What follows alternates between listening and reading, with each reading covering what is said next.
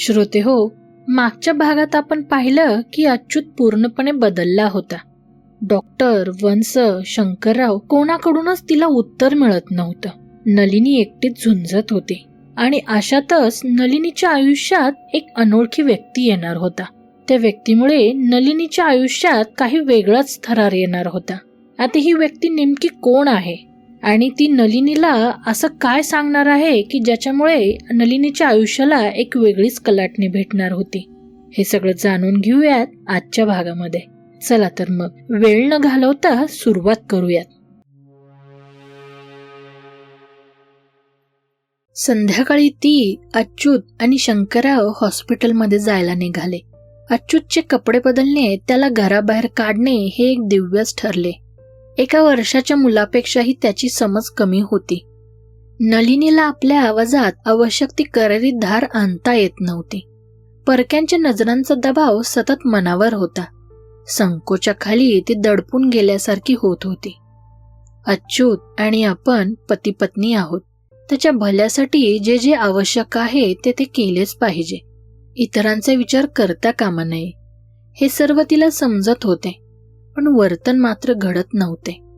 अच्युतच्या मतिहीन वागणुकीचा, निर्बुद्धतेचा तिला या वेळेइतका कधीही संताप आला नव्हता. हॉस्पिटलमध्ये गेल्यावर सर्व तमाशा पुन्हा एकदा झाला. मास पाहणाऱ्या लोकांची गर्दी होती. सहानुभूती फारच थोड्यांच्या नजरेत होती. अच्युतला आत नेले. त्या खोलीत अनेक अगम्य, जवळजवळ भयप्रदच अशी अनेक उपकरणे होती. तिथले डॉक्टर ओळखीचे नव्हते. त्यांच्या वागणुकीत आणि अच्युतला हाताळण्याच्या पद्धतीत एक निर्विकार परकेपणा होता.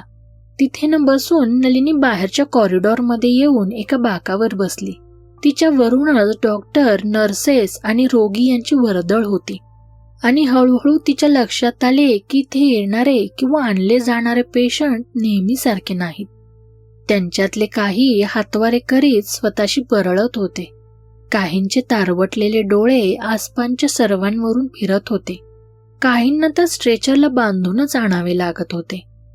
अच्युत त्यांच्या रांगेत जाऊन बसणार आहे का? मन चिरीत जाणारा विचार समोर आला. तोही त्यांच्यासारखाच वेडापिसा होणार आहे का? रोजच्या जगाची ओळख हरवून बसणार आहे का? स्वतःच्याच एखाद्या विक्षिप्त, काळोख्या, असंदर्भ, वेदनामय विश्वात कोंडला जाणार आहे का? तिने डोळे मिटून घेतले. शंकरराव तिच्याजवळ येऊन उभे राहिले होते. तिने वर मान करताच ते म्हणाले, चल, अच्युतला घेऊन जाऊ. त्यांनी तपासणी केली आहे. रिपोर्ट यायला 1-2 दिवस लागतील. मग ट्रीटमेंट काय द्यायची, कशी द्यायची ते सुचवतील. चल आता. तेव्हा मग तो परतीचा प्रवास आणि घरी येऊन वाट पाहणे. जीव नुसता टांगणीला लागलेला. अच्युतला आजार गंभीर न ठरू दे, हे शब्द सुद्धा आता तिच्या जिभेला रेटता येत नव्हते. कारण काहीतरी गंभीर प्रकार उपस्थित झाला होता यात आता तिलाही शंका उरली नव्हती. ती अच्युतकडे पाहत होती. वंशांना जमेल तेवढी मदतही करत होती. पण त्या काही समजुतीचे 4 शब्द बोलल्या नाहीत. तिच्याजवळ नाही तर नाही, पण अच्युतकडेही त्या फिरकल्या नाहीत. नलिनी आणि अच्युतचे येणे त्यांना पसंत पडले नव्हते. त्या दोघांचा मुक्काम लांबत चालला तशी त्यांच्या नजरेतली नाराजी जास्त स्पष्ट होऊ लागली. नलिनी पाहत होती, सहन करीत होती.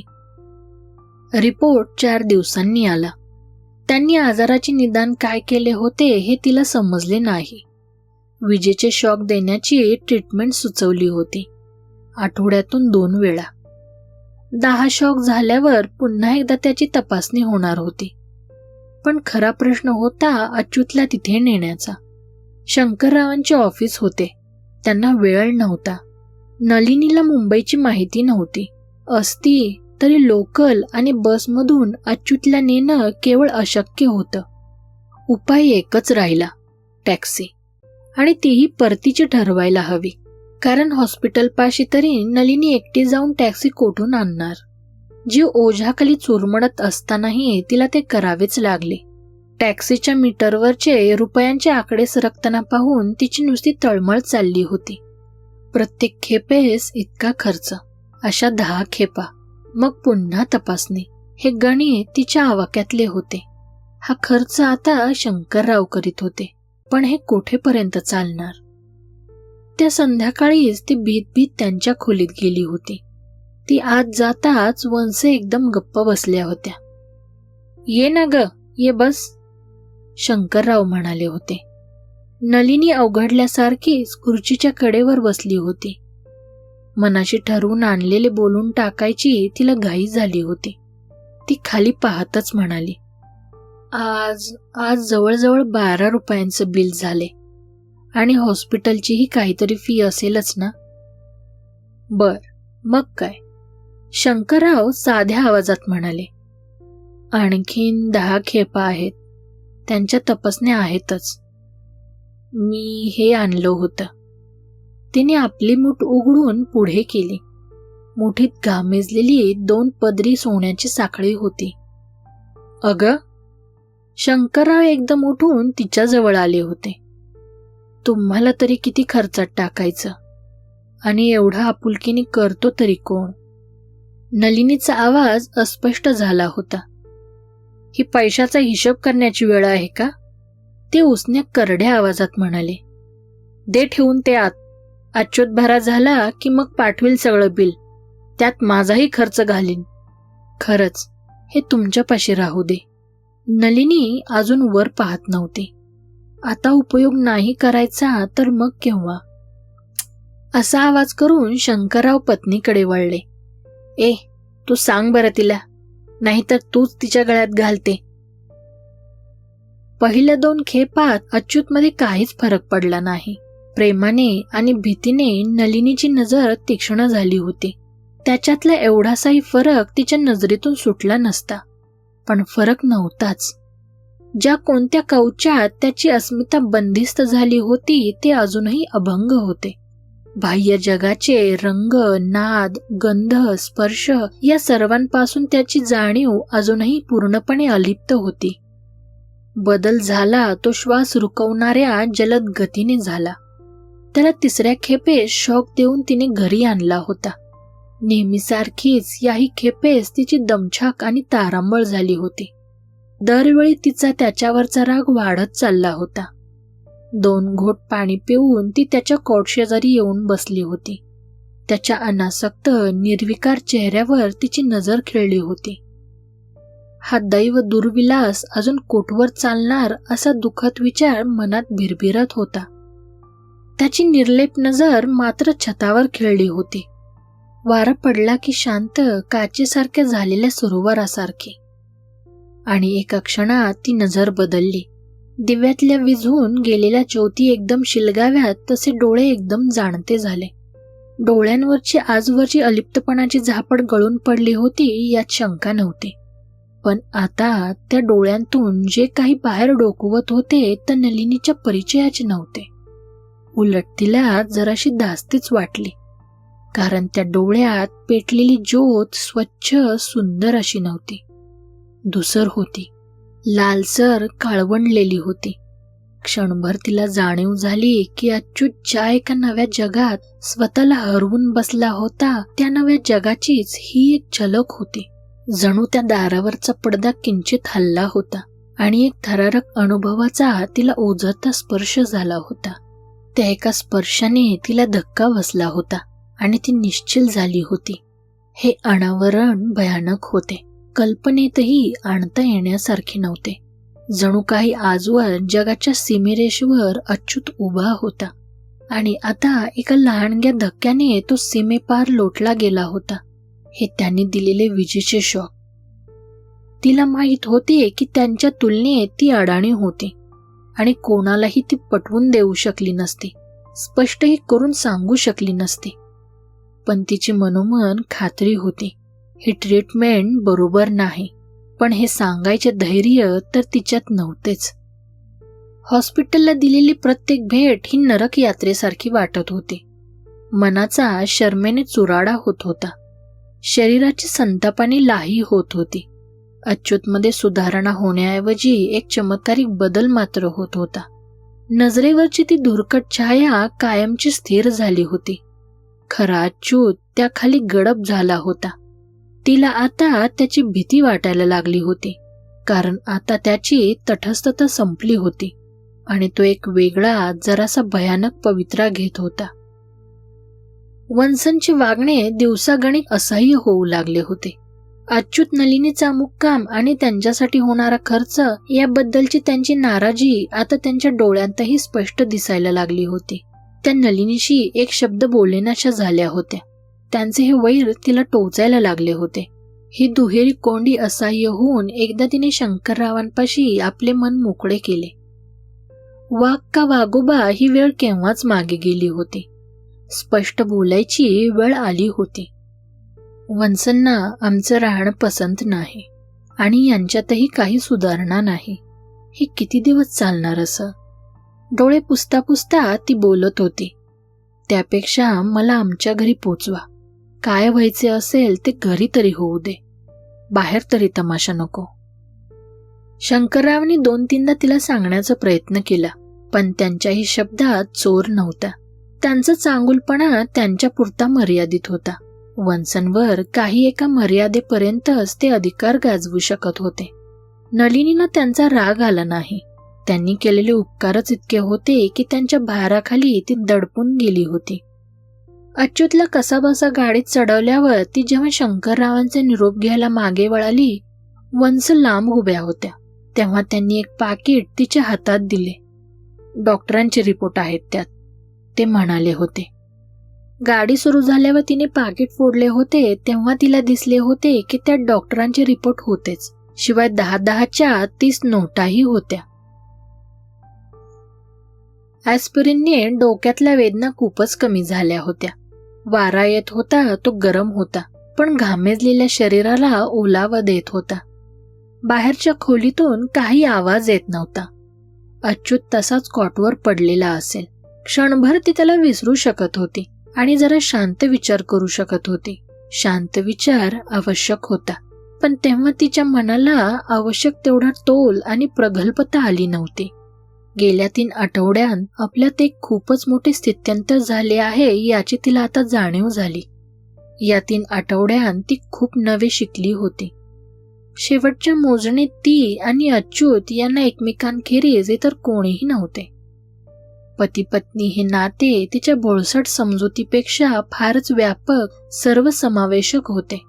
पूर्वी मन कच्चे होते आणि भांबावून जाऊन तिने 4 दिशांना अर्थशून्य धावपळ केली होती. अनुभवांच्या कठोर आघातांनी आता मन घडवले होते.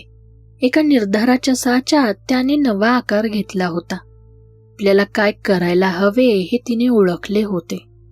1-2 दिवसांत ऐकून आलेल्या घुमण्यांचा आवाज पुन्हा एकदा कानावर येत होता. विजेचे शॉक थांबले तरी अच्युतमध्ये होत असलेला बदल थांबला नव्हता.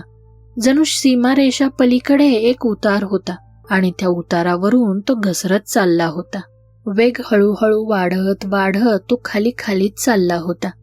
डोळ्यात अधूनमधून येणारी तामसी लाली येत किंचितही कमी झाली नव्हती. कोणत्या तरी भावनेच्या अनावर आवेगाखाली चेहरा विकृत होत होता. त्यातच आता या घुमण्यांच्या आवाजांची भर पडली होती. आवाज वर चढलेला नसे, पण अगदी खोलवरून आल्यासारखा वाटे. सुरुवातीस तिने अच्युतला जागे करण्याचा, हलवण्याचा प्रयत्न केला होता, पण त्याचे लालसर तापट डोळे, आवळलेले दात आणि वेडावाकडा चेहरा पाहून भीतीने तिचे रक्तच गोठले होते आणि शहारून ती मागे सरकली होती. तो आवाज आता पुन्हा एकदा येत होता, पण वन्सनकडची गोष्ट वेगळी होती. तिथे तिच्या मदतीला नसली तरी सोबतीला माणसे होती. आता ती अच्युत बरोबर एकटीच होती आणि तिला त्याची भीती वाटायला लागली होती. वरवर विसंगत वाटणारी गोष्ट पण खरी. एकेकाळी तो तिचा सर्वात जवळचा होता, पण आता त्याच्यात काहीतरी बदल झाला होता. त्याच्या शरीरात काहीतरी नवे, वेगळे, परके आणि भयानक वावरत होते. तेच त्याच्या लालसर डोळ्यांतून कधी कधी डोकावलेले होते आणि हा घुमण्याचा आवाज त्याचाच होता. तिला या नव्या अच्युतची भीती वाटायला लागली होती, पण तिच्या खेरीज आता होते तरी कोण? तिची इच्छा असो वा नसो तिलाच पुढे जायला हवे होते. अच्युतला मदत करायला हवी होती. भिंतीजवळून ती उठली खरी, पण पावले अशी रेंगाळत होती. नलिनी दारापाशी आली आणि थांबली. घुमण्याचा आवाज अजून येतच होता. क्षणभर तिची नजर खोलीवर एकाग्रच होईना. बाहेरच्या झाडांवरचा हिरवट प्रकाश खोलीत पसरला होता. अच्युत कॉटवरच पडला होता, पण मघासारखा निश्चल पडलेला नव्हता. शरीराला आळोखे पिळोखे देत होता. ती खोलीत आली. त्याच्या कॉटजवळ येऊन उभी राहिली. त्याचा चेहरा इतका बेसूर दिसत होता की तिला तिकडे पाहावेनाच. तो डोळे घट्ट मिटून घेत होता. पुन्हा खाडकन उघडीत होता. त्याच्यातली जळजळीत नजर साऱ्या खोलीभर भिरभिरत होती. हातांच्या मुठी घट्ट आवळल्या जात होत्या, परत उघडत होत्या आणि कडक बोटे पंजासारखी वाकडी होत होती. आसपासचे काहीतरी ओरबाडून काढण्याची खटपट करीत होते. शरीरही सारखे वेडे वाकडे होत होते आणि तो घुमण्याचा आवाज आवळलेल्या दातातून सारखा निघत होता. हे उघड होत होते की अच्युत समोरच्या जगाची ओळख पार विसरला होता आणि स्वतःच्याच कोणत्या तरी विलक्षण आणि भयानक सृष्टीत कैदी झाला होता. कैदीच, कारण त्याला स्वतःलाही तो अनुभव असह्य होत होता. ती त्याच्यासाठी काय करू शकत होती? कोणत्या उपायाने ती त्याच्यापर्यंत पोहोचू शकत होती? जेव्हा नाद, स्पर्श, दृष्टी, गंध या रोजच्या अनुभूती निरर्थक होतात, तेव्हा एकमेकांचा संपर्क साधला जाणार तरी कसा? या दोन पातळ्या इतक्या भिन्न होत्या. अटॅक जितका अचानक आला तितकाच अचानक ओसरला. अच्युत शांत झाला. दमछाक होऊन श्वास दापांनी येत होता. शरीर अजूनही मधूनच शहारत होतं. चेहऱ्यावरून घामाचे ओघळ वाहत होते, पण हे उत्पातीचे केवळ ठसे होते. उत्पातीची लाट त्याच्यावरून पुढे गेली होती. त्याचा चेहरा एकदम निर्विकार झाला होता. तुम्हाला आता काय झाले होते? त्याला विचारले तर तिच्या मनात अनाहूतपणे विचार आला. मग तिला आठवले आजवर त्याला कोणी हा प्रश्न विचारलाच नव्हता. त्याला दिसतात ते भास, होतात ते भ्रम असे सर्वजण धरून चालले होते. त्याच्यापेक्षा ती अर्थातच जास्त सज्ञान नव्हती, पण त्याच्यापेक्षा ती एका बाबतीत तरी जास्त खात्रीने बोलू शकली असती. निकट सहवासाने अच्युतच्या भावनांशी कोणापेक्षाही ती जास्त सहजपणे एकरूप होऊ शकत होती. त्याच्या मनात जर काही आवेगाचा विचार आला तर त्याचा अनुनाद तिच्याच मनात उमटण्याची जास्त शक्यता होती. पण तिला या खास परिस्थितीचा फायदा करून घेता यायला हवा होता. याचा नेमका अर्थ तिला आता समजला होता. तिच्या हाकेसरशी अच्युत जर नेहमीच्या जगात येऊ शकत नसला तर मग तिलाच त्याच्या त्या असंदर्भाच्या जगात प्रवेश करायला हवा होता. वेड्याला शांत ठेवण्यासाठी घटकाभर त्याचेच म्हणणे सारे खरे असे भासवतात, त्यातलाच हा प्रकार, पण त्याच्यापेक्षाही जास्त गंभीर. कारण इथे केवळ शाब्दिक हवाला देण्याचा प्रश्न नव्हता. त्याचे विश्वास, त्याचे अनुभव या सर्वांशी तिला खऱ्या अर्थाने एकरूप व्हायला हवे होते. तो होता तेथे ती पोहोचू शकली तरच ती त्याच्या नजरेने पाहू शकेल, त्याचे अनुभव घेऊ शकेल, कदाचित त्याला मदतही करू शकेल. पण धोक्याच्या घंटा अनभिज्ञ मनातही खणखणत होत्या. शहाणपणाचा सुरक्षित किनारा सोडून ती त्याच्या त्या वादळी, अनियमित, अकल्पित, विलक्षण विश्वात प्रवेश करणार होती. तिच्यात प्रतिकाराची शक्ती होती का त्या प्रवाहाखाली सापडून ती कोटच्या कोटे वाहवत जाईल? अग्नीचे स्वरूप माहीत नसेल तरीही रानटी जनावरांना त्याचा धोका समजतोच. नलिनी खोलीत आली होती. परत जायचा विचार मनात क्षणभर येऊन गेला होता. तो आता तिने पार झटकून टाकला. एक खुर्ची ओढत कॉटपाशी आणली आणि खुर्चीवरती ठामपणे बसली. अच्युत आता शांत पडला होता. त्याच्याकडे पाहत ती हलकेच म्हणाली, अच्युत, इकडे पहा, मी नलिनी आहे. तिचे शब्द ऐकल्याची त्याने कोणतीही खूण दिली नाही, पण ती त्याच त्या संथ आवाजात त्याला हाक मारित राहिली. तेच ते शब्द, मी नलिनी आहे, इकडे पहा. पुन्हा पुन्हा ते शब्द. त्याला काय जाणवत असेल, काय दिसत असेल, काय ऐकू येत असेल, कोणते गंध त्याच्यावरून जात असतील, ती मनाशी विचार करीत होती. हे काम वाटतं तितकं सोपे नाही याची तिला कल्पना होती. गवताच्या गंजीतील सुई शोधून काढणं यापेक्षा जास्त सोपं, कारण वेळ मिळाला तर गवताची काडी ना काडी पाहता येईल, कारण केव्हा तरी त्याला शेवट होताच. पण येथे शक्यतांची संख्याच अमर्याद होती. त्यांना खरोखरच अंत नव्हता. तिला आशा एकाच आधारावर वाटत होती, त्याचे आणि आपले जे काही भावनिक ऐक्य आहे, परस्परांच्या निकट सहवासाने मनामनात जो एक सहभावनेचा बंध निर्माण झाला आहे, त्याचीच मदत होण्यासारखी होती. बाह्यता जरी अच्युत पुरता निसंग झालासा वाटत होता, तरी मनाच्या खोलवरच्या कोणत्या तरी पातळीवर तिची जाणीव शाबूत असेल. तेथे कोंडला गेलेला खरा अच्युत मदतीसाठी तळमळत असेल. तिच्या आव्हानाला तेथूनच साथ मिळण्याची शक्यता होती. तेथे जर तो बंध अजून शाबूत असला तर त्याचाच आधार घेऊन ती या कोलाहलातून सावकाश सावकाश तिच्या अच्युतपर्यंत पोहोचू शकेन. या जड अभेद्य आवरणाखाली अच्युत कोंडला गेला आहे, तिची खात्री होती. त्याच्या मदतीला जाणे ती आपले एकमेव कर्तव्य मानित होती. या मार्गावर काही धोके असतील हा विचार तिच्या मनात क्षणभरही आला नाही.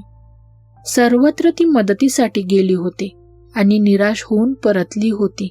काही करणे शक्य असेल तर ते तिलाच करावे लागणार होते, कारण आता दुसरे कोणी नव्हतेच. आणि पाण्यात बुडणाऱ्याला वाचवायचे असेल तर त्या पाण्यातच बुडी घ्यायला हवी. किनाऱ्यावर राहून काय मदत करता येणार?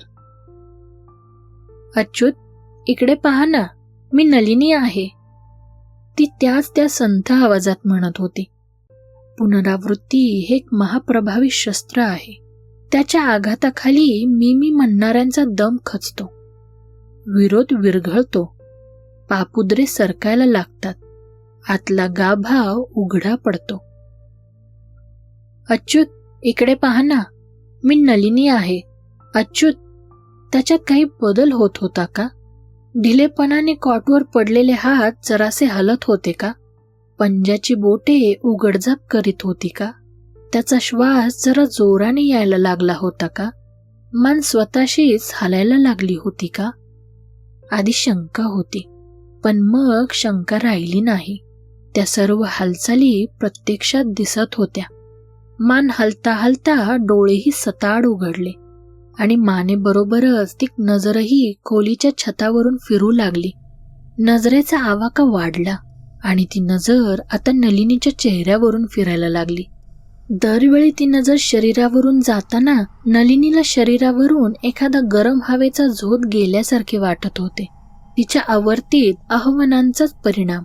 हा परिणाम होता का? तसा असला तर मग त्याचा अर्थ एकच होता. कोणत्या ना कोणत्या तरी अगम्य मार्गाने तिचा त्याच्याशी संपर्क जुळला होता. जणू काही एका तंतूने दोघांची मने जखडली गेली होती. पण हा महाभयंकर विचार मनात आला. हा तंतू, हा बंध, हा पाश तिने त्याला त्याच्या कर्दमातून बाहेर ओढून काढण्यासाठी योजला होता. पण समजा तिची शक्ती अपुरी पडली तर तीच त्याच्याकडे त्या तंतूंवरून खेचली जाईल नव्हे, जात होती. आत्ता या क्षणी जात होती. गरम झोतासारखी भासणारी त्याची तप्त जळजळीत नजर ही भावविकृतीची पहिली पायरी होती. बाहेरून येणाऱ्या संवेदना अशा विकृत स्वरूपात तिच्यापर्यंत पोहोचणार होत्या. त्याची नजर एखाद्या भट्टीच्या गरम झोतासारखी जाणवली होती. एखादा नाद काटेरी फांदीसारखा शरीराला टोचेल. काहीही शक्य होईल आणि मग असे हे परस्पर संदेशनाचे संकेत निकामी झाले की बाह्य जगाशी तिचा संबंधच तुटेल. या गैरसमजांचीच एक अभेद्य भिंत तिच्या भोवती उभी राहील आणि ती त्या कैदखान्यात कायमचीच बंदिवान होऊन पडेल, जसा अच्युत आत्ता झाला होता तसा. आपल्याला होत असलेल्या प्रसंगाचे इतके तर्कशुद्ध स्पष्टीकरण कसे सुचले हा विचार मात्र तिच्या डोक्यात आला नाही. मग तिने काय करावे? तिने प्रयत्न पुढे चालू ठेवावेत की माघार घ्यावी. अच्युतचे डोळे अजूनही छतावरून तिच्यावर असे फिरत होते. अजूनही तिला त्या नजरेची आच जाणवत होती. प्रस्थापित झालेला बंध अजूनही शाबूत होता. त्या क्षणी नलिनीने एक असामान्य धैर्याचा निर्णय घेतला. तो एक क्षण तिचे मन मध्यमवर्गीय सुसंस्कृत स्त्रीचे तिची भूमिका विसरले होते आणि पती पत्नी संबंधाच्या एका अति उच्च पातळीवर गेले होते. अच्युत असेल तर तिच्या जगण्याचा अर्थ होता. तो नसेल तर तिचे जीवन काडीमोल होते. या सत्याची प्रचिती तिला आली. पुढचे धोके तिला माहीत नव्हते. तिची शक्ती कमी पडण्याची शक्यता होती, पण तिचे प्रयत्न कमी पडणार नव्हते. तिचे मनोधैर्य कधीही खचणार नव्हते. त्या क्षणी अच्युतबद्दलच्या अनिवार्य प्रेमाने तिचे मन अक्षरशः गहिवरून आले. ती त्याच्याकडे वळाली आणि त्याला स्पर्श करीत म्हणाली, अच्युत, इकडे पहा ना, मी नलिनी आहे. अच्युतने तिच्याकडे पाहिले. दारातून एखादा प्रचंड वाऱ्याचा झोत यावा आणि काही क्षण श्वासच घेता न आल्याने जीव कासावीस व्हावा, तशी नलिनीची अवस्था झाली. ती नजर साधी नव्हती. ती नजर स्वतःबरोबर एक अनोखे अपरिचित विश्वच घेऊन आली होती आणि ती जाणीव रोजच्यापेक्षा कितीतरी पटींनी अधिक प्रखर होती. लहानसा वातीचा दिवा सर्च लाईटच्या झोतात निस्तेज व्हावा तसं तिचं रोजचं जग या नव्या अनुभूतीपुढे गडप होत होतं. सागर किनाऱ्यापाशी 5 पावलं पाण्यात जावं आणि खालून वाहणाऱ्या एखाद्या अदृश्य प्रवाहाने पाय खेचून तोल पाण्यात जावा असं झालं होतं. आसपासची खोली अंधारात होती. नाटकातले पडदे फडफडावे तशा भिंती एखाद्या काळ वाऱ्यावर सापडल्यासारख्या फडफडत होत्या. त्या पडद्यांमागे काहीतरी होतं, भयानक होतं. त्याची एक अगदी ओझरती पुसटशी झलक दिसत होती. पण तेवढ्यातच या भिंतीची लक्तर होऊन त्या वाऱ्यावर फडफडत दूर दूर फेकली जातील आणि मग त्यांच्या मागे काय होतं ते दिसेल. रोजच्या जगाच्या आतलं किंवा बाहेरचं, नेहमी नजरेआड राहणारं एक भयानक सत्य नजरेसमोर येईल. आता ती फार वेळ स्वतंत्र राहणार नव्हती. दिवे एकामागून एक मालवले जावेत तशा तिच्या जाणीवा मालवल्या जात होत्या. गंध गेला, स्पर्श गेला, ध्वनी गेला. आता दृष्टीही जाणार होती. बाह्य जगाचा एकमेव पाश तुटणार होता. पण अगदी शेवटच्या क्षणी हे तिला माहीत नव्हतं, पण ती वाचली होती. खोलीच्या दारावर कोणाच्या तरी दाण थापांचा आवाज येत होता. 5-7 थापा मारल्यावर तो आवाज थांबला असता तर नलिनी परत एकदा त्या प्रवाहाबरोबर खोलवर खेचली गेली असती. पण तो आवाज थांबला तर नाहीच, उलट आणखीन जोरजोराने यायला लागला. प्रत्येक थापेबरोबर मनावरचा अंमल उतरत होता. नेहमीचं जग अधिकाधिक स्पष्ट होत होतं. शेवटी तिच्या आसपास तिच्या परिचयाची खोली स्थिर झाली. मग मेंदूचा शरीरावर ताबा आला. हो, आले, ती मोठ्याने म्हणाली आणि दार उघडण्यासाठी उठली. म्हणजे उठायचा प्रयत्न केला.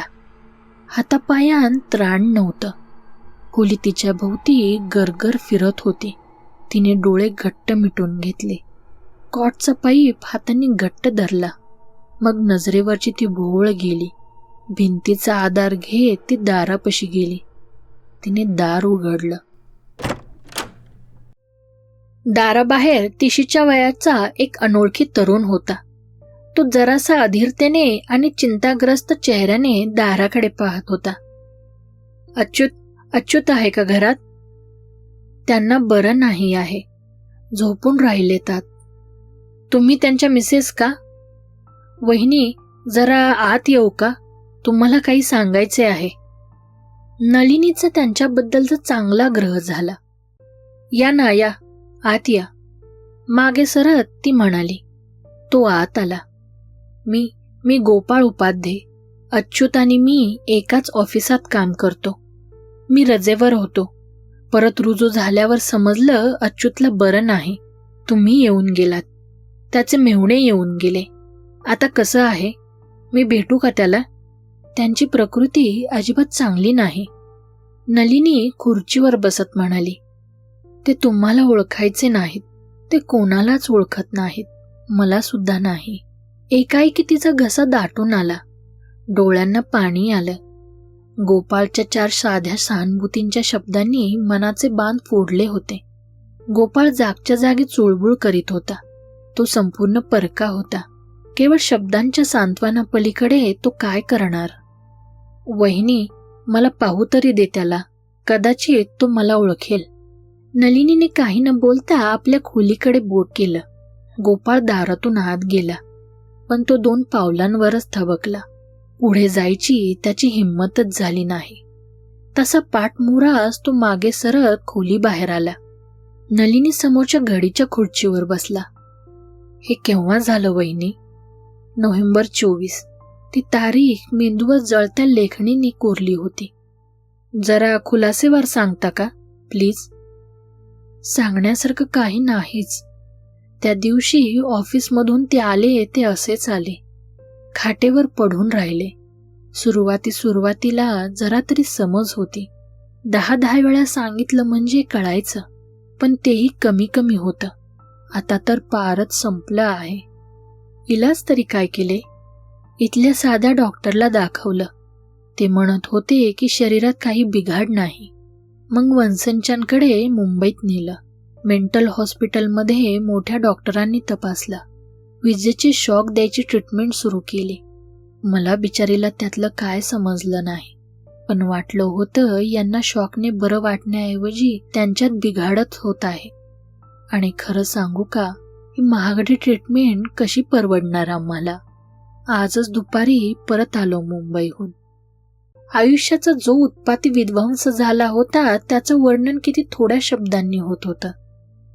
वहिनी, मला जेव्हा समजलं अच्युतला बरं नाही तेव्हापासून मी रोज इथे चक्कर टाकतो आहे. आता वाटतं रजेवर गेलो नसतं तर बरं झालं असतं. तुम्हाला माझी मदत झाली असती. काय सांगायचं आहे ते स्पष्ट शब्दात सांगा की. वहिनी, अच्युतचा आजार शारीरिक नाही, वैद्यकीय नाही.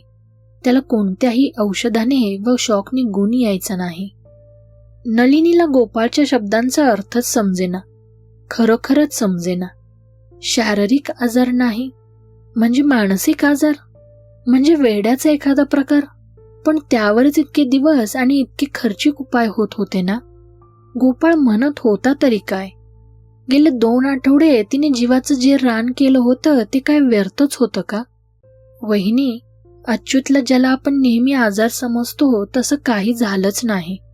त्याचा प्रकार जरा वेगळाच आहे. मला तुमच्या एकाही शब्दाचा अर्थच समजत नाही. सांगतो, पण सांगायला जरा शरम वाटते.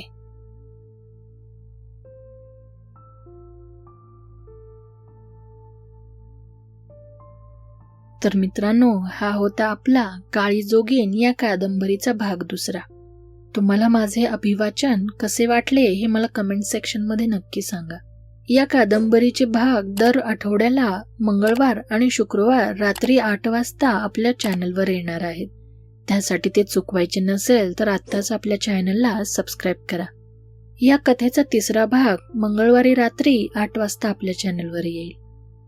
चला तर मग भेटूयात या कथेच्या पुढच्या भागामध्ये. तोपर्यंत काळजी घ्या आणि दिवा चालू ठेवा, कारण अंधारात कोणीतरी असतेच. शुभरात्री.